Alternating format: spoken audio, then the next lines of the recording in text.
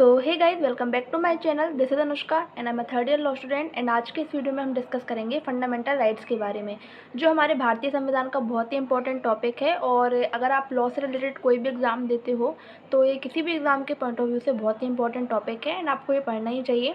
तो आज के इस वीडियो में हम डिस्कस करेंगे फंडामेंटल राइट्स के बारे में। एंड इस वीडियो में मैं सिर्फ आपको ओवरव्यू ही दूंगी राइट्स का, जो हमारे फंडामेंटल राइट्स हमको प्रोवाइड किए गए हैं। मैं इसका सिर्फ ओवरव्यू दूंगी, बाकी डिटेल हम आगे आने वाले वीडियो में डिस्कस करेंगे। तो आइए इस वीडियो को शुरू करते हैं। तो जैसा कि मैंने यहाँ पे लिखा है कि जो फंडामेंटल राइट्स हैं वो हमारे भारतीय संविधान के पार्ट 3 में मेंशन है एंड आर्टिकल 12 से लेके आर्टिकल 35 तक फंडामेंटल राइट्स दिए गए हैं। तो ये चीज़ आपको याद रखना है, क्योंकि प्री के क्वेश्चन में ये अक्सर पूछ लिया जाता है कि जो फंडामेंटल राइट्स हैं वो संविधान के किस पार्ट में दिए गए हैं और कौन से आर्टिकल्स में दिए गए हैं। तो ये भी आपको याद रखना है।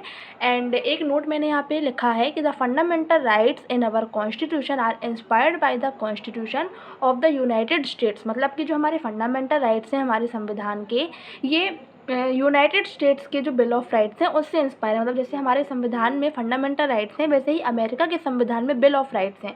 तो हमारे संविधान में fundamental rights bill of rights से इंस्पायर होकर ऐड किए गए थे। इसके बाद मैंने एक चीज़ और यहाँ पे नीचे लिखी है कि during emergency all fundamental rights except article 20 and 21 can be suspended by the president. मतलब कि जब एमरजेंसी हमारे देश में लगाई जाती है, कोई भी इमरजेंसी जब लगाई जाती है, तो जो नागरिकों को फंडामेंटल राइट्स प्रदान किए गए हैं वो सस्पेंडेड हो जाते हैं, सिर्फ आर्टिकल 20 एंड 21 को छोड़कर। ठीक है, तो ये चीज़ें भी आपको याद रखनी है, क्योंकि ये बेसिक सी क्वेश्चंस हैं और ये प्री के क्वेश्चन में अक्सर ऑब्जेक्टिव टाइप क्वेश्चन में पूछ लिए जाते हैं। तो ये चीज़ आपको माइंड में रखनी है। उसके बाद हम बात करते हैं फंडामेंटल राइट्स की। तो हमारे संविधान में टोटल 6 फंडामेंटल राइट्स हमको प्रोवाइड किए गए हैं। पहले 7 थे बट अब 6 हैं। तो 7 कौन सा था और उसको क्यों हटाया गया, ये हम बाद में डिस्कस करेंगे। तो पहले अभी हम ये डिस्कस करते हैं कि वो 6 फंडामेंटल राइट्स कौन से हैं। तो इसमें से सबसे पहला है राइट टू इक्वालिटी, जो आर्टिकल 14 से लेके आर्टिकल 18 तक मेंशन है। एंड जैसे कि नाम से ही पता चलता है, राइट टू इक्वालिटी ये समानता की बात करता है कि हमारे देश के जो नागरिक हैं, चाहे वो काला हो, गोरा हो, अमीर गरीब, किसी भी धर्म का हो, सभी समान है कानून की नज़र में। किसी से भी भेदभाव नहीं किया जाएगा। ये मेनली जो आर्टिकल 14 से लेके आर्टिकल 18 है, ये राइट टू इक्वालिटी की बात करता है कि सभी नागरिक जो हैं कानून की नज़र में सभी समान हैं। तो इसका डिटेल हम आगे डिस्कस करेंगे। एंड इसके बाद दूसरा है राइट टू फ्रीडम, जो आर्टिकल 19 से लेके आर्टिकल 22 तक मेंशन है और ये मेनली स्वतंत्रता की बात करता है। ठीक है, इसके बाद हम बात करेंगे राइट अगेंस्ट एक्सप्लॉयटेशन, जो आर्टिकल 23 से आर्टिकल 24 तक मेंशन है। एंड इसके बाद है right to freedom of religion, जो आर्टिकल 25 से लेके 28 तक मेंशन है और ये मेनली बात करता है, जैसे नाम से हमें पता चल रहा है, right to freedom of religion. मतलब कि जो भी नागरिक हैं हमारे देश में, वो अपने धर्म, मतलब कि उन्हें अपने धर्म का प्रचार प्रसार करने का पूरा राइट है, उन्हें फ्रीडम है कि वो अपने धर्म का पालन करें, उसका प्रचार करें, है ना। तो ये आर्टिकल 25 से लेकर 28 तक बताया गया है। इसके बाद हम बात करते हैं कल्चरल एंड एजुकेशनल राइट्स की, जो आर्टिकल 29 से लेकर 30 तक मेंशन है। इसके बाद हम बात करते हैं राइट टू कॉन्स्टिट्यूशनल रेमेडीज़, जो आर्टिकल 32 में मेंशन है और ये बहुत ही इंपॉर्टेंट राइट माना जाता है। और जो बाबा साहेब अम्बेडकर थे, उन्होंने इस आर्टिकल को heart and soul of the constitution कहा था। ऐसा क्यों? क्योंकि ये जो राइट है बहुत ही इंपॉर्टेंट है। ये राइट बेसिकली ये बात करता है कि जो फंडामेंटल राइट्स आपको प्रोवाइड किए गए हैं, अगर ये किसी भी तरीके से वॉयलेट होते हैं तो आप इस राइट के माध्यम से सीधे सुप्रीम कोर्ट में जाके रिट फाइल कर सकते हो।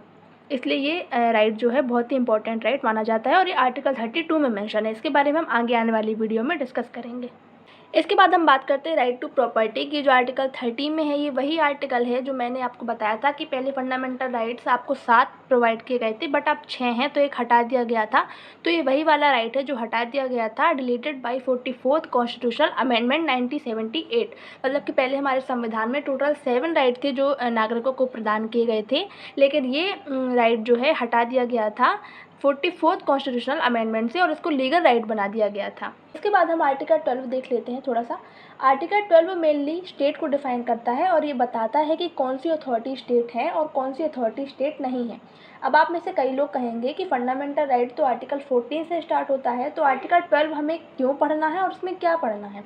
तो देखिए आर्टिकल 14 से लेकर 32 में जो फंडामेंटल राइट्स आपको दिए गए हैं, अगर वो किसी भी तरीके से वायलेट होते हैं तो आप कोर्ट में जाकर रिट फाइल करोगे, और रिट जो है वो हमेशा स्टेट के अगेंस्ट फाइल की जाती है। तो हमें ये जानना ज़रूरी है कि स्टेट आखिर है क्या। देखिए मैंने कॉर्नर पे नोट भी लिखा है कि most of the fundamental rights provided to the citizens are claimed against the state and not against the private bodies. मतलब कि जो फंडामेंटल राइट्स अगर आपके फंडामेंटल राइट्स आपको जो प्रोवाइड किए गए हैं, अगर इनके वायलेशन में आप क्लेम कर रहे हो तो वो हमेशा स्टेट के खिलाफ फाइल की जाती है, प्राइवेट बॉडीज़ के अगेंस्ट नहीं होती है। तो हमें ये जानना ज़रूरी है कि स्टेट आखिर क्या है। तो आर्टिकल 12 यही बताता है हमें कि स्टेट आखिर है क्या।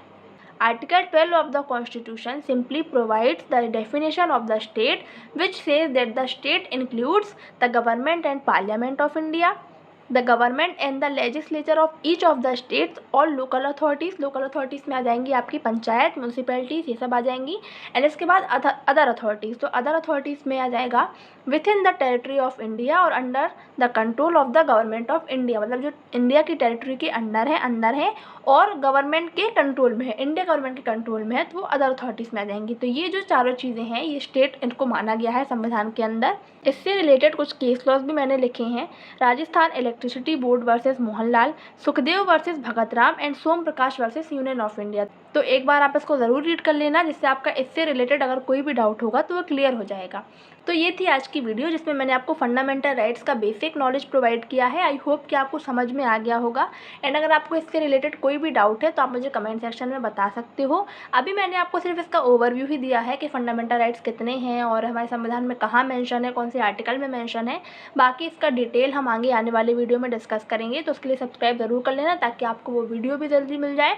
एंड अगर आपको पसंद आए तो अपने दोस्तों के साथ शेयर भी कर देना और चैनल को सब्सक्राइब करना मत भूलना। मिलते हैं नेक्स्ट वीडियो में, बाय बाय।